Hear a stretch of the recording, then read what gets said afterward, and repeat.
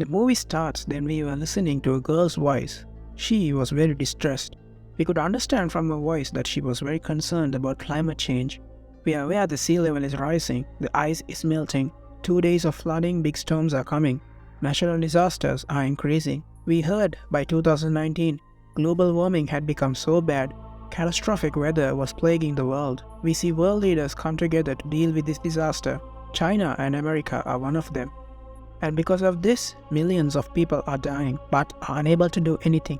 People lost their houses, lost their close ones, so it's time to do something. After that, the nations of the world came together to create a solution, a weather controlling system nicknamed Dutch Boy.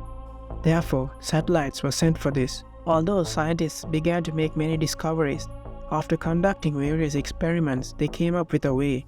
Later, it deployed satellites around the world, and they succeed in containing a potentially devastating hurricane over Shanghai and managed to keep the climate stabilized all across the globe.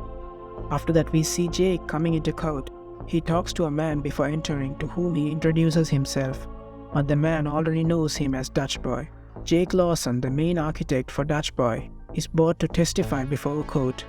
We see Senator Thomas Cross is particularly displeased that Jake went ahead and started Dutch Boy without his approval.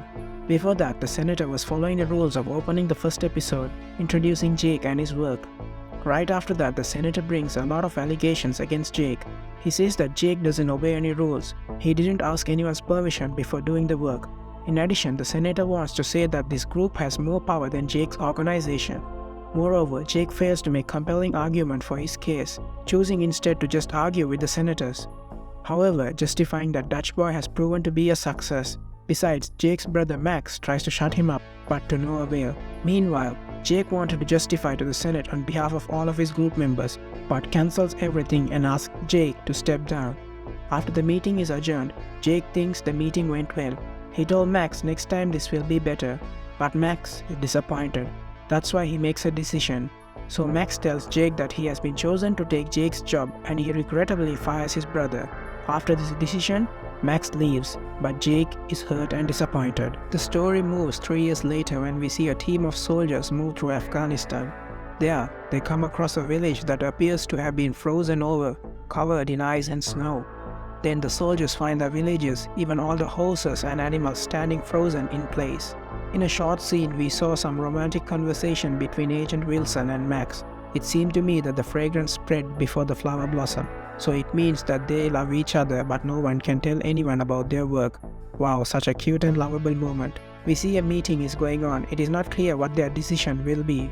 But one thing is clear, when the president and Max are talking, he praises him and says that he was right about choosing him, just like he was right about Jake. So, next move up the International Climate Space Station. There, an engineer, Mahmoud, gathers log data from the Afghanistan incident in secret. He hides it in his files and locks it in his locker. Such a smart move, I say.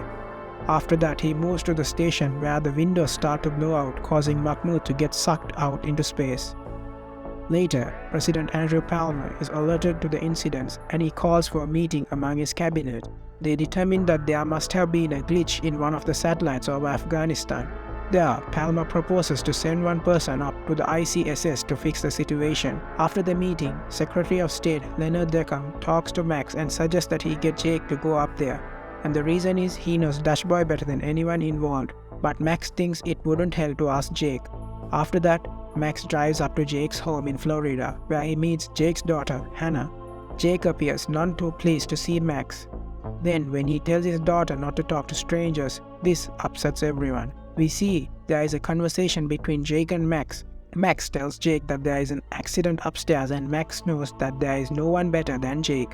But Max pleads with his brother to help him investigate the Afghanistan incident, after knowing that many lives could potentially be at risk. In the meantime, Max asks Jake to rejoin and Jake agrees. The thing is, when your work becomes your love, you can't walk away from it even if you want to. And that's what happened to Jake. So we move to Hong Kong, where a heat wave has passed over the city. We find a man named Cheng Long who heads Dutch Boy's Hong Kong department. We see that Chang was working in his office when he found out something, and after that he called to tell Max even though he didn't find Max. Then we find he's leaving a grocery store where he drops his carton of eggs. To his surprise, the eggs start frying on the street. Suddenly, the ground rumbles before gas mains start to burst underground and explode. After seeing this, Chang races across the city as more mains started low, but sadly it is causing an earthquake that destroys part of the city. While Chang makes it to the middle of a bridge, there he and other citizens look upon what remains of the city. The thing is, it's really sad when you see your city disappearing but your hands stop before nature. We learned Jake agrees to go up to the ICSS. Even though he knows he will leave Hannah behind, she tearfully says farewell to him before staying with her mother. To the father, his daughter is his princess. Nothing is much more precious than that. And no matter what happens, this relationship of father and daughter will not be dusted. After that, when Jake reaches the ICSS, he meets Wood, the station's commander, plus her crew, Duncan, Ray, Eni, and Al Hernandez. Together they look into Hong Kong satellite, but the robot arm holding it goes haywire, nearly killing everyone until it crashes. So, leaving the satellite destroyed with no data to work with. In Tokyo, an enormous hailstorm hits, bringing down hail big enough to destroy a bus. Later, from Hong Kong, Ching contacts Max after finding out he cannot log in to access their satellite. Moreover, Chang warns Max that if the pattern of weather continues, a geostorm will occur. Disastrous weather will strike all over the globe at once.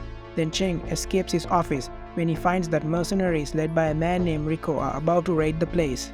After that, Max then turns to Dana, a cybersecurity hacker. There, she finds that Max cannot gain access to the satellite as well, which means that the whole system has been hacked by someone else. There, Jake sees in a surveillance video of the accident that killed Mahmoud that a hard drive got stuck by a panel. Then he goes out to retrieve it, but his spacesuit malfunctioned and he is nearly killed. After making it back inside the station, he shows Wood that he got the drive, but he keeps it a secret from the rest of the crew. The reason is that he fears one of them may have deliberately sabotaged him. While attempting to go over the drive, Jake and Wood find themselves unable to access the information. Jake video calls Max, tells him a story about their father taking them fishing. Max takes the video to Dana and says it's an encrypted message from Jake since their dad never did take them fishing. However, using their dad's old phone number, Max decrypts the message to learn that Jake believes someone within the White House is responsible. We see Max attempting to meet up with Chang. Rico is behind him and he pushes Chang into the path of a car. There, Max rushes to a dying Cheng who manages to mention something called Project Zeus before he dies. Once he relays this info to Dana, stating that Project Zeus is meant to manipulate the weather and create the geostorm. Then Jake and Wood find the log data in the locker that Mahmoud had stored it in, which is Deuced's locker. He initially thinks they suspect him of sabotaging Jake, even holding them at gunpoint, but they come to an understanding. Eventually they find out that a virus was spreading to keep ICS's employees from logging in. Later, Jake contacts Max again with the suspicion that Palmer may be behind the hack. To stop the geostorm from happening, they need to reboot the system with kill codes, therefore which are with the president as they are biometric and require his fingerprints and eye scan. After that, Max tells this to his girlfriend, Secret Service agent Sarah Wilson, as he needs her help to get Palmer. We see Max and Sarah head to the Democratic National Convention in Orlando, where Max learns that a huge thunderstorm is about to hit the area. When he tries to warn Decum and asks for his help, Decum takes Max to a room and tries to shoot him, revealing himself as the true villain. After that, Max and Sarah use a self-driving cab to get Palmer away from Rico and his goons. We see Rico is blown up by a lightning bolt and Decum tries to kill them with an RPG, where Max and Sarah incapacitate Decum and hold him until the police arrive. But Decum reveals his plan to take out America's enemy and leave the United States in charge of the world with him as president. Later, the virus starts to completely take over the station, causing its self-destruct sequence to go off. We find that the satellites then go out of control, causing devastating weather to hit parts of the world, including a tsunami in Dubai, a heat wave in Moscow, and tornadoes in Mumbai. However, people are frozen in their tracks, burned alive, or sucked up. The storm then counts down to less than 90 minutes. Jake soon learns that Duncan is responsible for spreading the virus. So Jake goes to beat the crap out of him and learns he did it because he was offered more than what he was paid up there.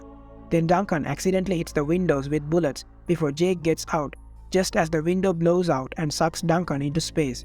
We see Max and Sarah get Palmer to send the kill codes. Then Jake contacts Max and says the kill codes will only stop the geostorm but not the self-destruct sequence. Later, Jake prepares to die despite Max trying to find a way to help. We find the brothers acknowledge their love for each other. There, Jake rushes to take the kill codes to the main computer, with Woods staying behind to help him. Once they do so, they manage to stop the geostorm. After bringing all the crazy weather to a halt, we see the station continues to crumble and Jake and Wood find a nearby pond. Therefore, the station is obliterated, leaving everyone thinking Jake is dead. Hannah watches at home with her mother and starts crying. Max is then alerted to a video from a nearby shuttle that the pod is signaling for help. We saw the shuttle, flown by Hernandez, stops to grab the pod, saving Jake and Earth. Then they are brought back to Earth with Max and Hannah both feeling relieved. 6 months later, Jake gets his old job back working on a new Dutch boy system. There he, Max and Hannah are shown trying to fish since they never did as kids, but they decide it's too boring. The movie ends when we hear Hannah's voice. She says that we cannot change the past, we can only hope to make the future better. Hope you enjoyed the video. If you did, drop a like and subscribe to help the channel out and get more content like this. Take care and peace.